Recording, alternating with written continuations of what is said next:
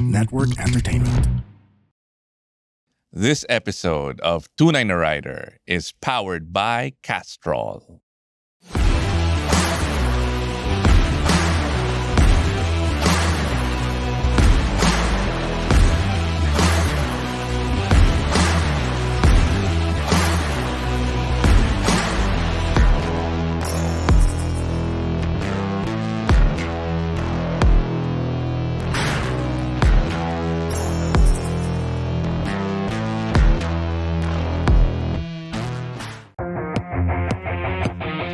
What makes Castrol the #1 selling lubricant brand? Castrol is constantly improving its products to deliver the best performance each and every time.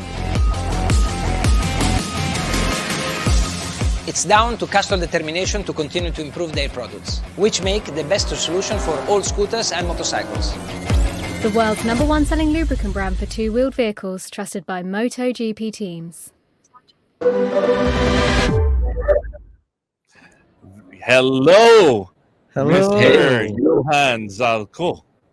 You can hear me well? Yes, we can hear you. You- I'm Perfect. shaking right now. Excited to meet you online. This is probably going to be the worst show we've ever done because we are so excited to see you and soon meet you. Welcome to Tunay Na Rider, Mr. Johann Zarco. Thank you. I'm glad to participate, taking a few minutes with you and start to know you. So you've got some fans in the Philippines. We've got people commenting, and like the big boss at Fury Gun and Shark in the Philippines, Mr. Kenneth Tan, just said Zarco was the fastest man in MotoGP. Yep. A few years ago, but I got beaten by Martin in Mugello, and also the KTM Brad Binder. They did 367 kilometers per hour. But it's Wow. true that I would say I'm the first one that break the bar of 360. Which is Great. 360 kilometers per hour is 100 meters per second. So a soccer field every second. That's crazy. So- Like, how do you do it? So now what? He's gonna give us tips because you're flying into the Philippines on Monday. Yeah. Yeah, true. Midday I'm flying from Kuala Lumpur. So we'll be early afternoon or during the afternoon in Philippines. Yeah, So- there's a race weekend in Malaysia, I think. And then they'll fly here afterwards. Yeah, that's it. After the race on Sunday, another night in Kuala Lumpur, and then flying to you to have the event together on Tuesday morning, Tuesday noon, So- or something like that. You've had an incredible journey in MotoGP. I mean, you're known as one of the most consistent, one of the smartest riders out there.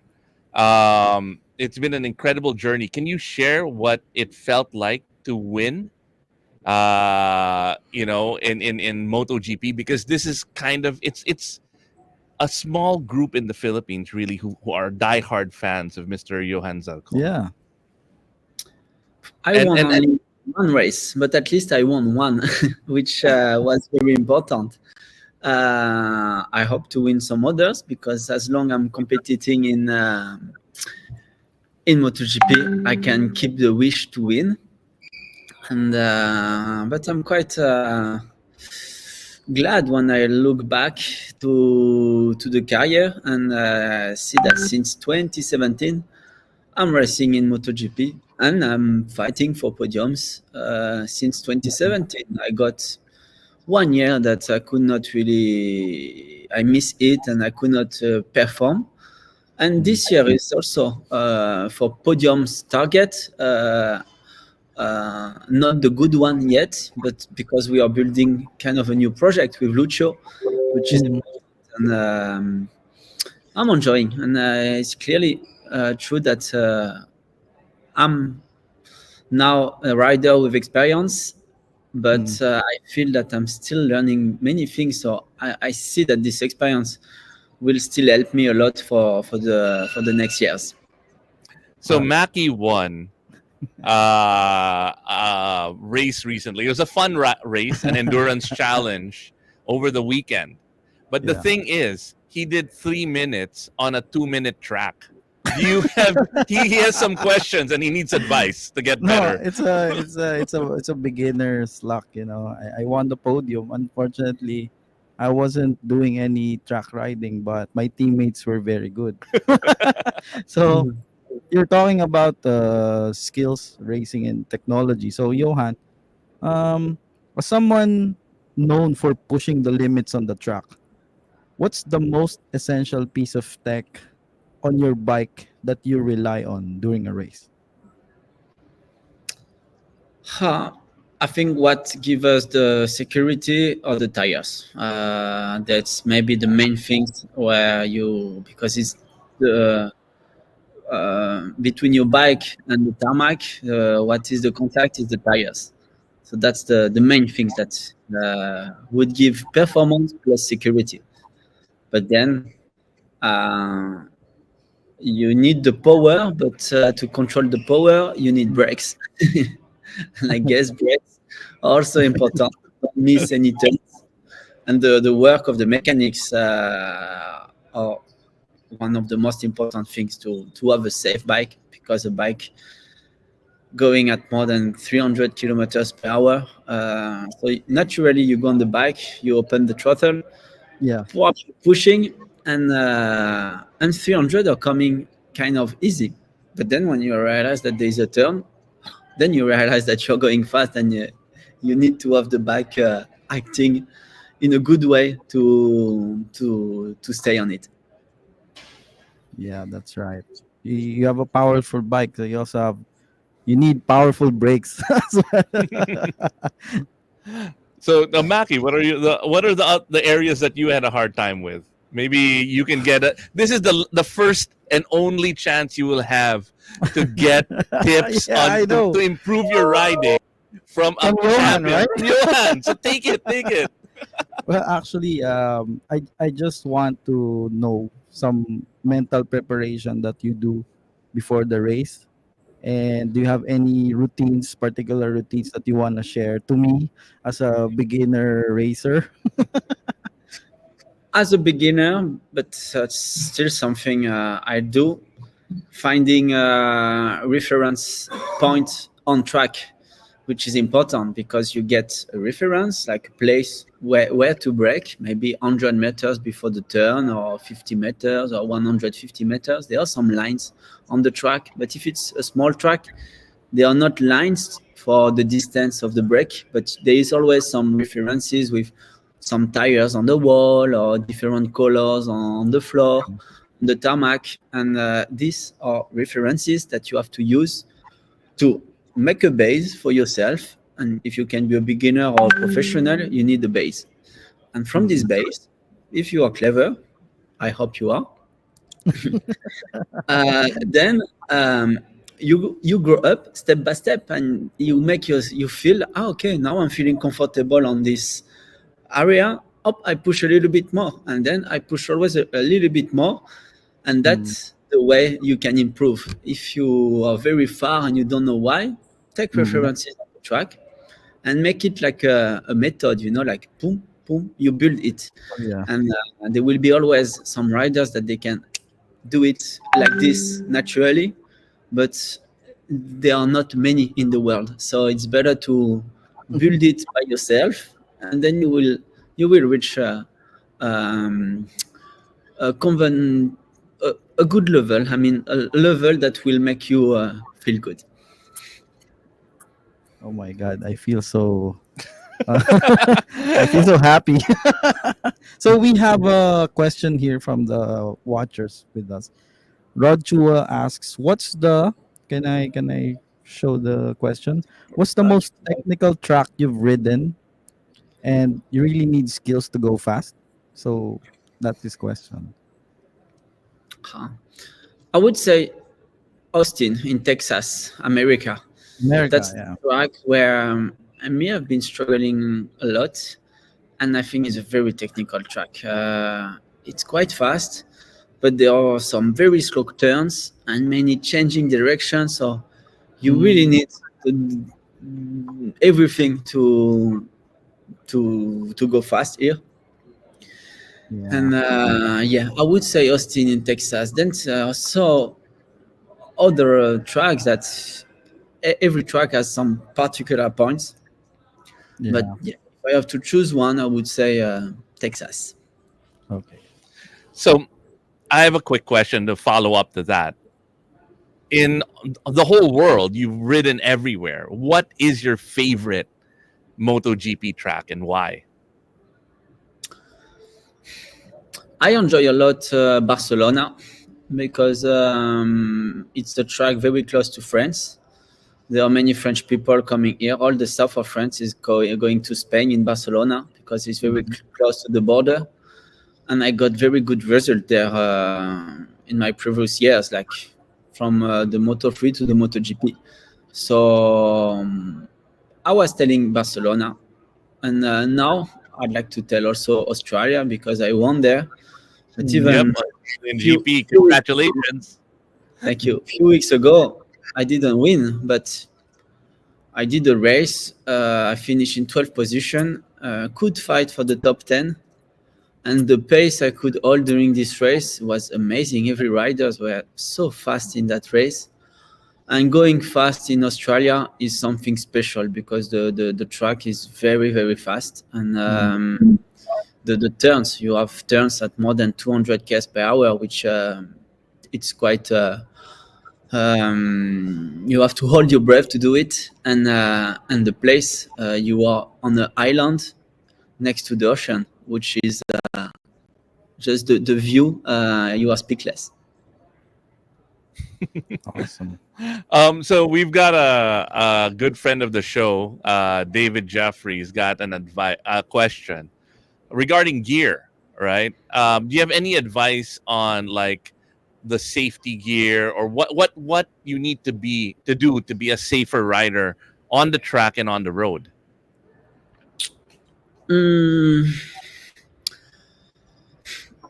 I would say helmet for sure. Helmet, gloves because the end are very sensitive, and clearly a jacket in case of a slide. And then you don't need like a big leather trouser. Like you can just even use a jean, which is already good. Furigan doing some jeans with the protection inside, and you can get your butt a little bit more protected. But it looks like a jean, which is very very convenient to keep walking in the street when you have to buy a few things. So yeah, clearly helmet is the things to save your life. But then to avoid some burns on the body, at least gloves and jean and yeah, one jacket will be like the perfect combination. But when it's summertime, it's tough to you are so hot in this and yeah, at least gloves, helmet, and something long to protect a bit your arms. So yeah, that you brought up the heat, right? It's very very different riding in Southeast Asia, in Australia. I mean, how do you adapt to the heat? You need to feel good physically. You are training to have your heart that is give you the regulation of the heat. Then when I'm traveling, if I can arrive few days before the races or before the training, it's always better because maybe more than the heat is the jet lag that can take you some energy and you have to control it. So you're talking about adapting, right? What kind of training do you do, like physical conditioning, to prepare for the races? Like, do you do what kind of personal training Most do you do? important thing is to train your heart. Have a strong heart, so it means cycling, walking, running, swimming, all those things make your heart stronger. you can go to gym and get some strength, doing like some weights and things to get a good body shape. But the main thing is have a strong heart to get a good regulation of your body. And yeah, I would say that's the main things. And then on the bike, when you are racing every week, the bike is also it's my main training, the bike, because it's where I'm pushing the most. So Yeah. then the rest of the time I try to keep training, but also to recover the energy that I spent during the race weekend.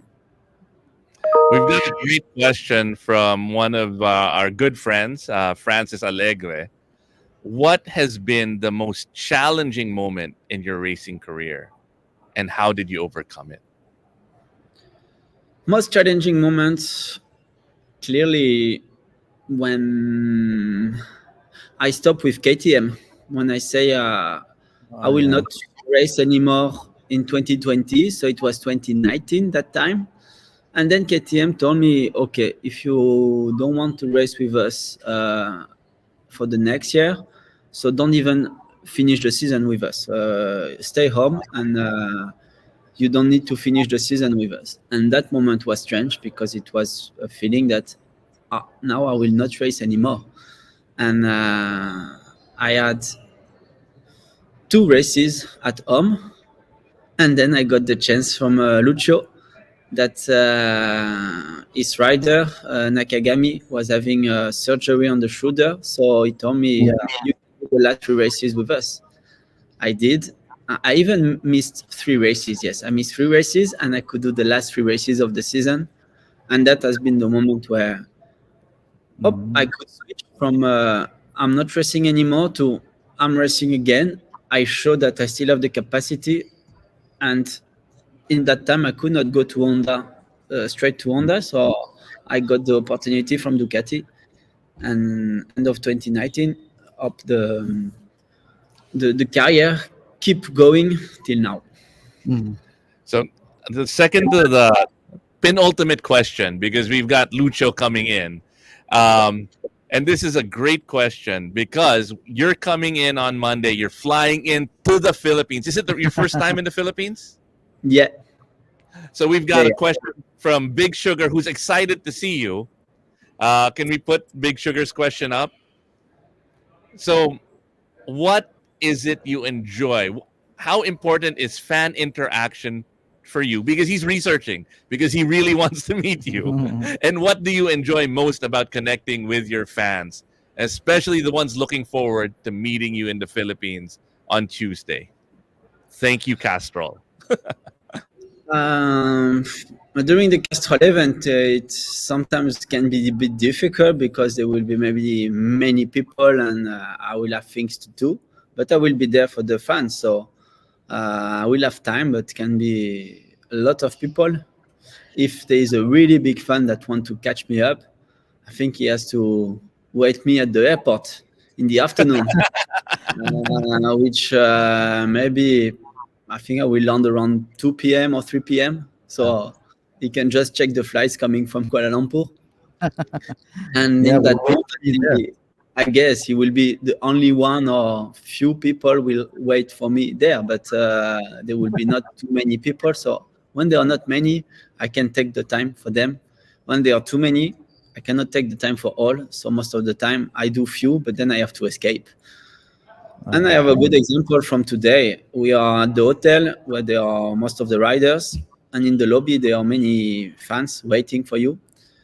And all the riders sometimes try to avoid this lobby because you cannot even walk. And this morning I got the breakfast, and then coming back, a woman asked me for picture and signature. So I do it because there were not many people in that moment when I left the breakfast. But then when I went to chill at the pool, she came down with a friend, and they were waiting maybe to catch Mark and catch Aleix Espargaro. She asked me again some signature, and in that moment I told her, hey, look, you have to wait to the lobby. You cannot come to the pool where it's the pool for the guests. And overall, it's our moment where we can chill. So if we can chill, We are not here to. I mean, it's not polite to come in our chill moment to ask for another picture or another signature. And plus, she was filming me while I was signing, and I was like in swimwear, so it's not kind of professional and not polite from her. And I told her, so that's why I can be very kind, but also if someone is not correct, I will say it. But as I say, I will be pleased to meet this super fan when I land Philippines. Okay, let's talk about today. Now you're in partnership with Castrol. Now Castrol supports the team. So tell us about the team dynamics and the relationship that's going on with your team right now, and how does Castrol support the trust and effective communication with you and your crew? Lucio will be the best one to speak about Castrol because he's the one that knows the best the people who are in Castrol.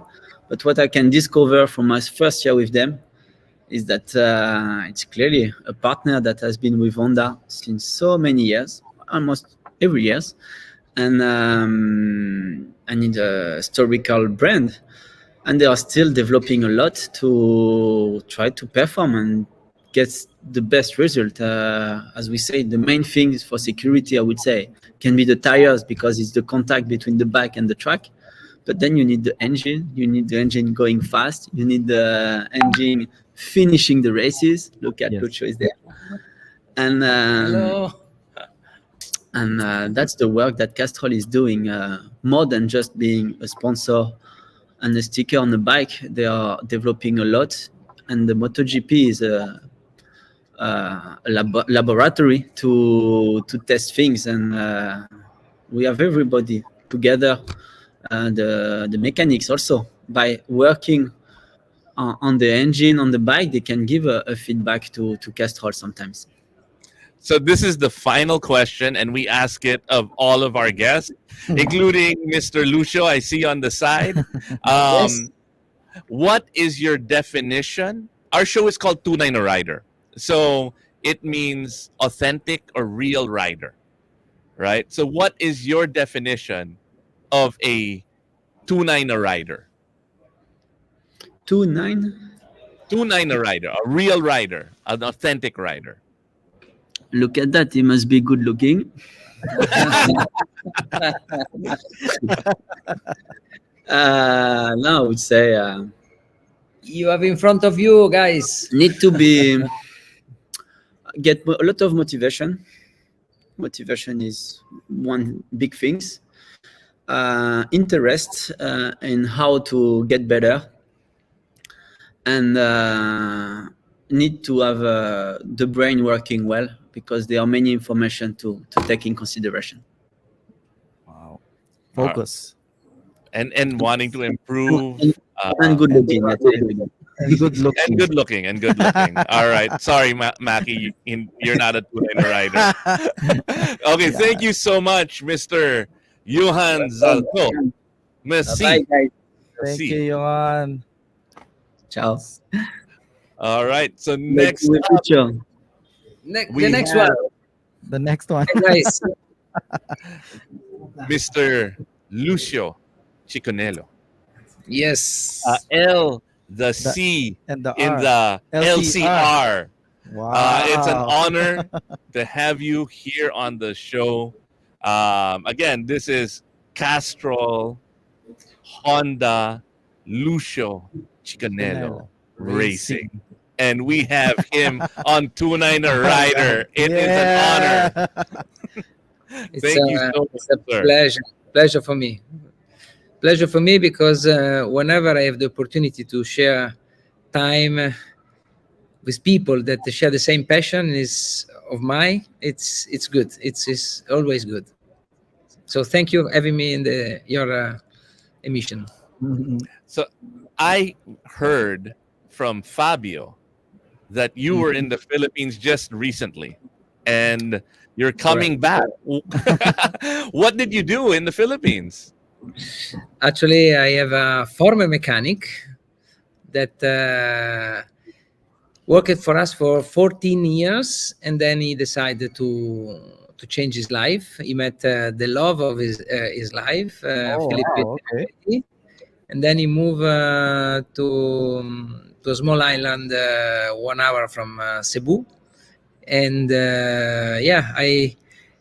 it was already 4 or 5 years that he keeps saying to me, please come to visit me, please come to visit me. And then I took the opportunity to, because after Japan I had 1 week off, instead to go back, as I had also an event in Thailand, with Honda Thailand. I prefer to, I stay there, and then I flown to Cebu, and it was a fantastic experience. Amazing place. Your country is really wonderful. Thank you so much. And you're coming back. You're back. You're coming back on Monday, and we're going to meet you on Tuesday. That's awesome.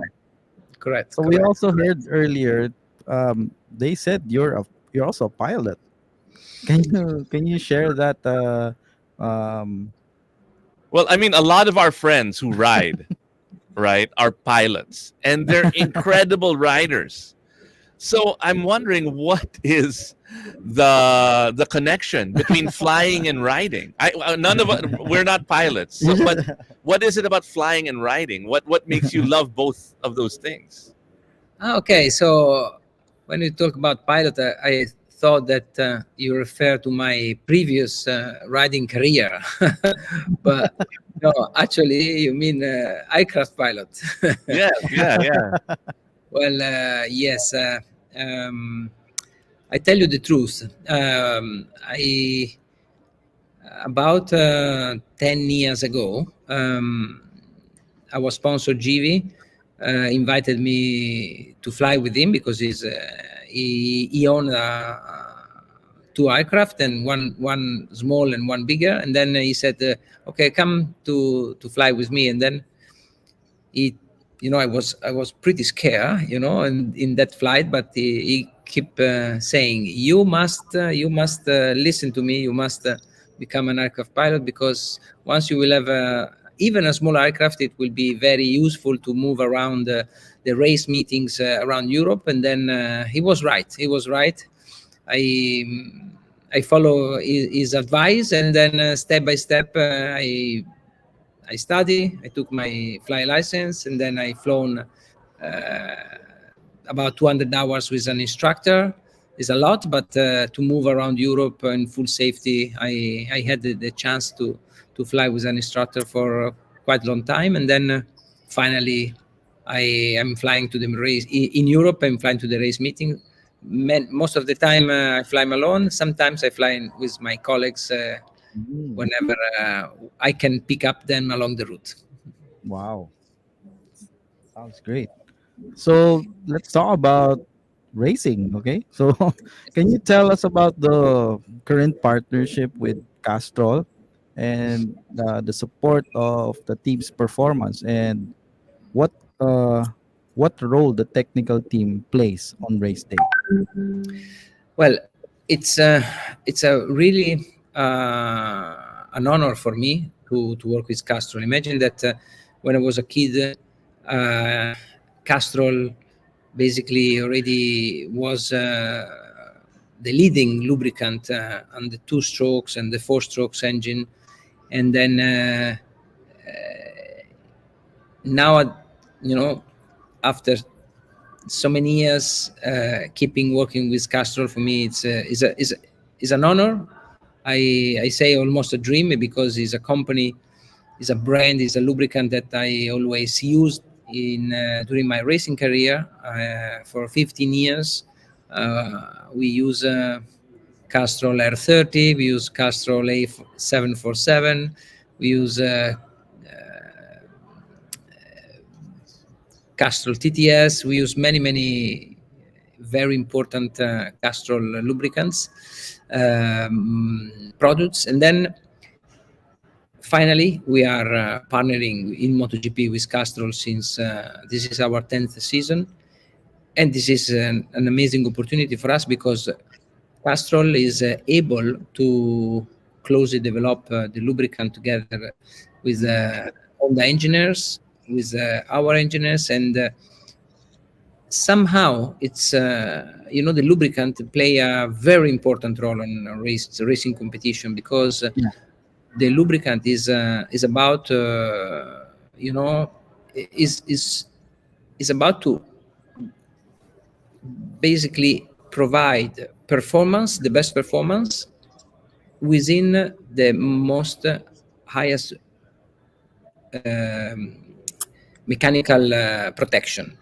Yeah. So what is very important is that the lubricant must keep all the characteristics to save the mechanical part, to reduce and as well to reduce the mechanical frictions. Mm.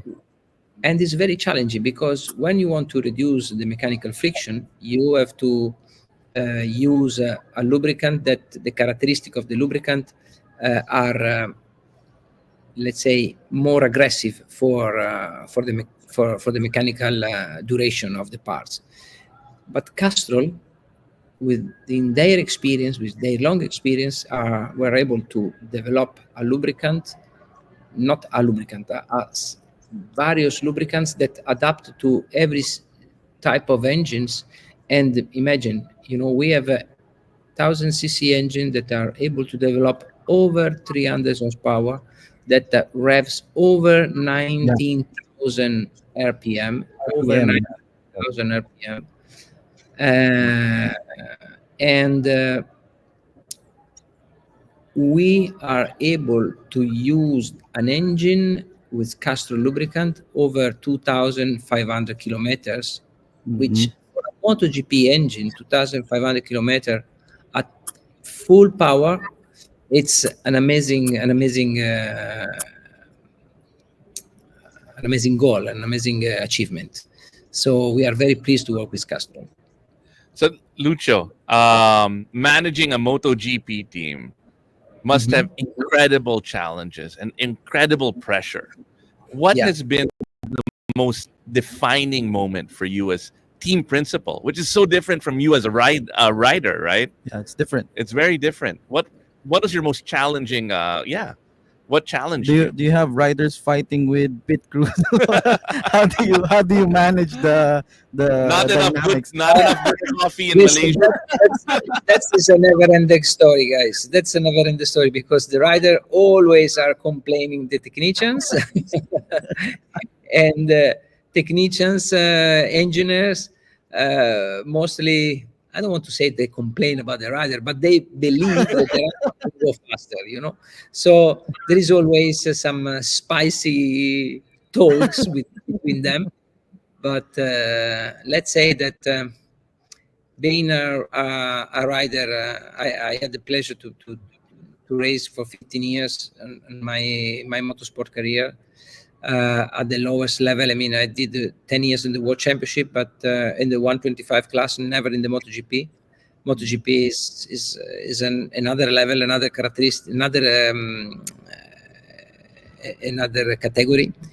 But the principle of the mental stress that you have, the principle of the riding training, and the rider attitude, is the principle are the same. So I believe that being a rider, I know that it's really, really tough, really tough, really hard.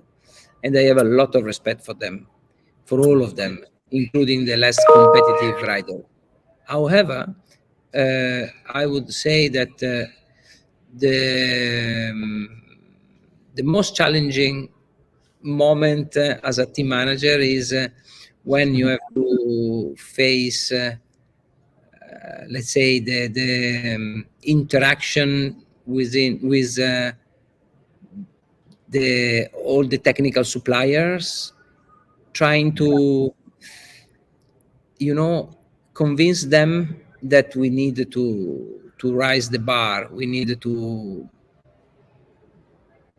keep going on, improving what we do have, and keep them motivating, working in the right direction. So it's really challenging. It's a lot. It's very demanding, because we need to do a lot of report, a lot of provide evidence to all our suppliers, including Honda, that we need to focus to do extra job, and need to plan further investments. That is very challenging to convince all the people, but this is a part of my job. Yeah, I've been on a race last weekend, and I'm happy that I were able to work with the crew. Thank you to Access Plus Racing. And the most stressed people inside the truck are the managers because they have to do all the things like prepare the bike, prepare the rider. So let's talk about the highlights. Yeah, I would say, sorry to interrupt you. I would say that it's that being a manager is a job that imply a lot of responsibilities, Yeah. and that's why I feel pressure. I feel pressure. Mm. External pressure, because we deliver visibility. We need to deliver the best entertainment for our guests. So I feel yes, on constant pressure, but somehow is part of my life, and then I also like this kind of pressure.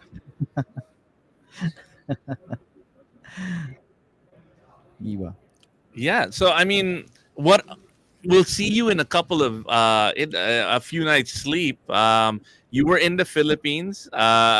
What are you looking forward to doing? I know you're going to be here for a very very short time.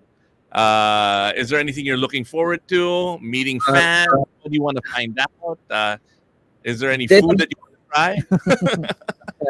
Definitely, I would like to see Manila city center, because I never seen. I'm very curious to see such big city. Second, of course, I am willing and very happy to meet Philippine fans. I discover in my short trip that I have done for the very first time in Philippines that Philippines people are very well educated, very respectful, very nice, and You're meeting the wrong ones. Those aren't the fun ones. When you're with us, very disrespectful, very not nice. you're mad. No. I'm really appreciate in general all the Asian community fans that MotoGP is a lot of fun around Asia, all Asia. Southeast Asia countries are wonderful, and then I still believe that soon or later we will have a MotoGP race in Philippines, because something that we will do it. Forward to that. So one of our veteran racers in the Philippines commented earlier, Rod Chua, and he goes, what needs to happen for there to be a Filipino racer in MotoGP? Because and you have to look at us as a relatively young country in that space. Italy, you guys have generations, right? It's in your culture, it's in your blood. So for us, it's something new. We don't even get to see MotoGP on TV here. You need to subscribe, right? Yeah. So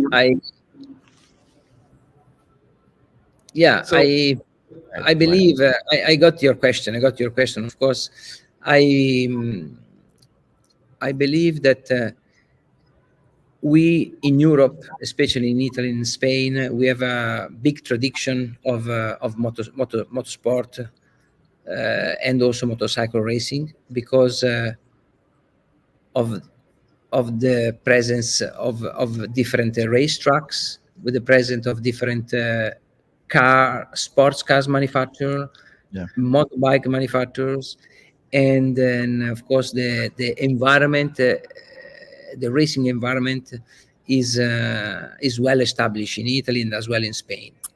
But I believe that is the natural process of the evolution of the globalization. I believe that also motorcycle racing will be very popular sport as well in Philippines.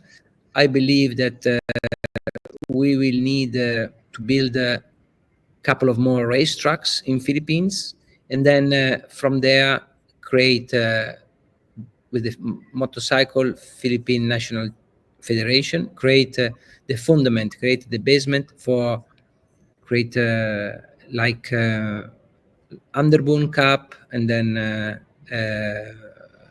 Moto3 Race Cup, Yeah. and then eventually with this culture, having growing young talent Philippine riders that can apply to the ATC, which is the Asian Talent Cup. Yeah. And then by the Asian Talent Cup, the Asian Talent Cup is an incredible platform to deliver opportunities to the rider who deserve to chance to become a professional MotoGP racer. I can say proudly that ATC, that has been established 10 years ago, after 10 years, for the very first time, they have a Moto2 world champion that actually started in the ATC, in the Asian Talent Cup, which is Ayogura. And they have also a former ATC champion, Chandra, that will join the MotoGP category. So there will be 2 riders next year in MotoGP that they come from the ATC, the Asian Talent Cup. And this is something that represent the confirmation that is an incredible platform. So my sincere advice to every young Philippines riders or just kids that dream to become a rider, to try to organize themselves to race in the pocket bike racing, to race in underboon competition, to race in moto pre-GP categories, and then apply to the Asian Talent Cup. And I'm more than sure that there will be few Philippine riders in the Asian Talent Cup in the near future. All right, because the guy who asked is one of the best riders in the Philippines. He's a good friend of mine. His name is Rod Chua. Rod Chua, at 55 years old, there's still hope for you to ride. Yeah, they won. They won the MotoGP. podium. No, but there's one question that keeps on coming up. All right, and it's by our big boss Kenneth Tan from WWR, and he keeps on asking, how will Liberty Media and the partnership with MotoGP change the game? Well, we have to consider that the Liberty Media is a multimedia company. So they are specialized in as a communication company that definitely will be able to boost our notoriety on the globe, thanks to their great collaboration with thousands of media, TV, radio station, newspapers, websites, and I also believe that they have the skill to create the communication contents around the MotoGP competition, to making the MotoGP appealing and interesting for a wider community fan profile. What I mean is that looking what they have done, what Liberty Media have done when they acquired Formula One, they have created this series, Netflix series called The Drive to Survive, that were able to deliver an incredible notoriety all around the world, especially let's say providing contents that were not necessarily only on track race scenes, but were just, you know, all the processes of what means participate and compete in Formula One. I believe that a kind of series like this will be for sure made also in MotoGP by Liberty Media, and then it will be a further success for all of us.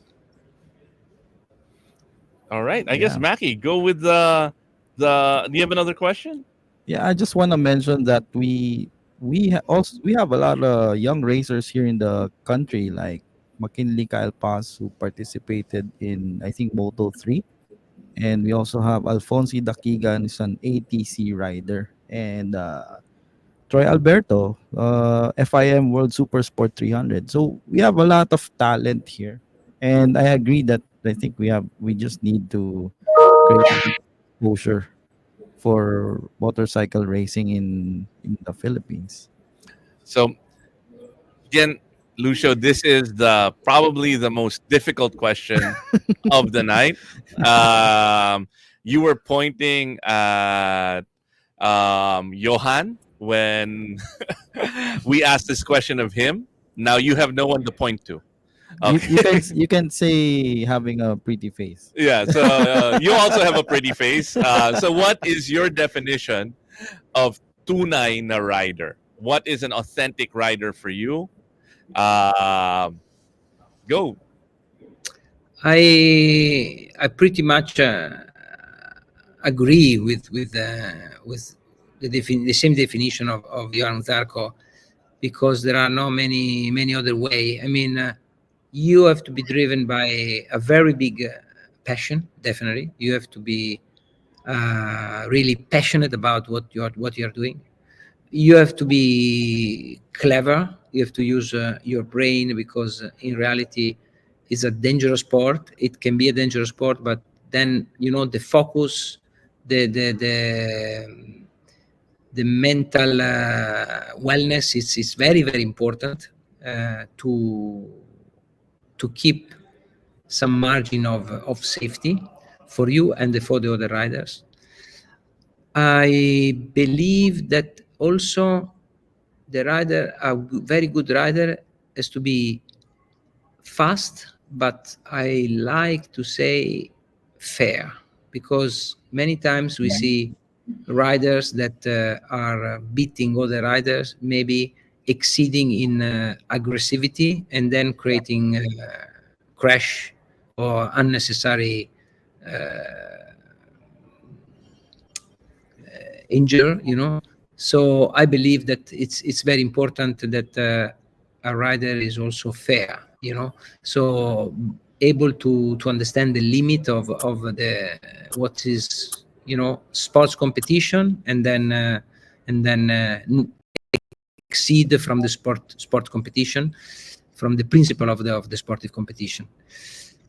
Amazing. And yeah, as I would like also to add something that, in my opinion, a rider has also to be a very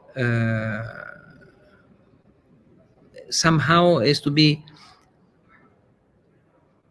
a little bit also prepare on technical side, in order to help the engineer to provide as much precise information as possible where we have to go to develop the bike. So I don't want to say that the rider is to be an engineer, but a rider, I believe, that is to be able to understand the data recording, for example, to read the data recording, to analyze the data recording with the engineers, and then provide as much detailed information as possible to the engineer, using, you know, correct words and Adjustment. Wait, so you're saying they need to be good at math? not necessarily, but definitely being able to interpret data recording graphics, Yeah. in order to understand what can be the link between a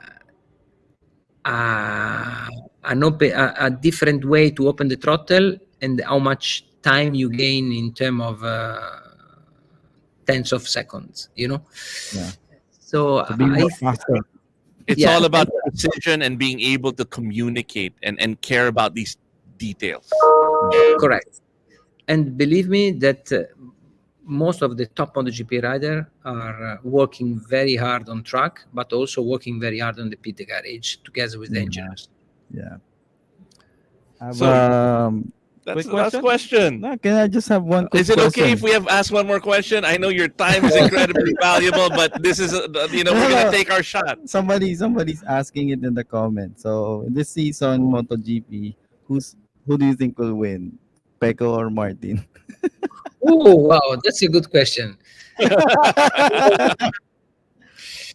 I would like to answer after this race, because after this race we will know more, guys.